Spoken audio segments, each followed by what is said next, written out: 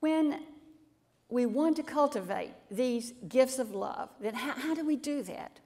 How do we do that? All of the religious traditions of the world say more or less the same things. So let me tell you what they do say. All of them speak of meditation or prayer.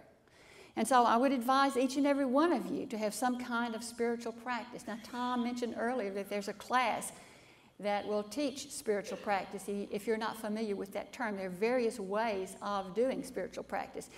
This is something important just to keep you steady on the mark. And I say this because the culture at large is not life-giving and it's not nurturing of the impulse to love.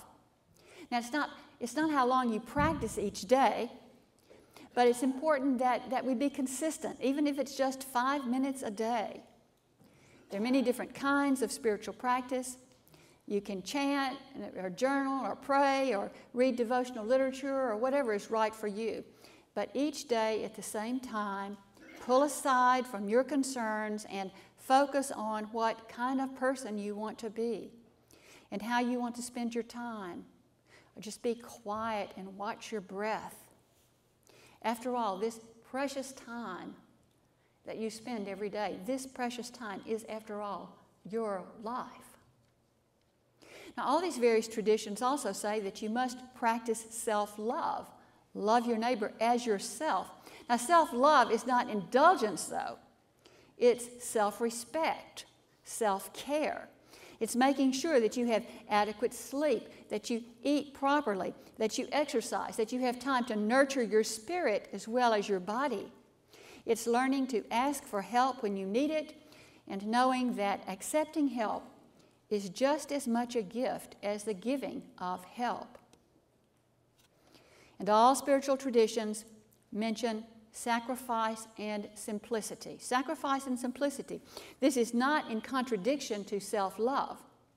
When we live lives that are balanced, when we use only what we need and no more, when we share generously of our means, when we sometimes give up something that we want ourselves because we want even more to see someone else benefit or an institution flourish, then we grow spiritually. At the end of this month, we will start our alternative gift fair for the holiday season. This is an opportunity to use our personal resources to really do some good in the world rather than to feed the commercial machine. And then later in the spring, I'm going to challenge members of the congregation, and myself, of course, to buy groceries for a week with only the amount of money equivalent to that of a food stamp recipient in Oregon. Sacrifice helps us to get inside the skin of another and experience what their life might be like. It helps us to move in solidarity with those whose lives may be very different from our own. Now, let's talk for a minute about the surprising demands that can come with love sometimes, in particular in personal relationships. Now, you know that we all long for unconditional love. And of course, there are only two places that we're going to get that: in the womb of our mothers and from God. That's about it. For all the joy they afford, any intense personal relationships, these relationships have elements which are difficult because any attachment has disappointments built in. Any attachment. It's the nature of things. Let me just say that again for all of you who may have marriages or partnerships or close friendships. That would be almost everybody, I guess. Any attachment has disappointments built into it. It's the nature of things. In a marriage, there are requirements, an investment of time and personal space, and so personal freedom is limited. We have to restructure our priorities. We have to make compromises. There are sacrifices to consider. It's not my life anymore, it's our life. Maybe we think it would just be better to stay safely alone rather than risk answering the claims of love and love's transforming power, because also love can transform in the most marvelous ways.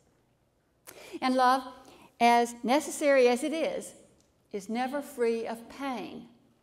You hold your infant, wanting to protect that child from every hurt, and you know that you can't. Even as you look into your lover's eyes, you reflect upon the pain of parting. A grown child is excited about leaving for college, and the parent is happy for him and at the same time grieving at the loss. We must be able to be with deep pain in order to love deeply and to enter into the depths of its joy and nourishment. In her classic work, Centering, Mary Caroline Richards puts it like this: one gives up all one has for love. This is a love that resides in the self-love out of which all love pours, the fountain, the source, the center. One gives up all the treasured sorrow, the self-mistrust, all the precious loathing and suspicion, all the secret triumphs of withdrawal.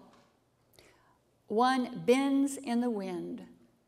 There are many disciplines that strengthen one's athleticism for love.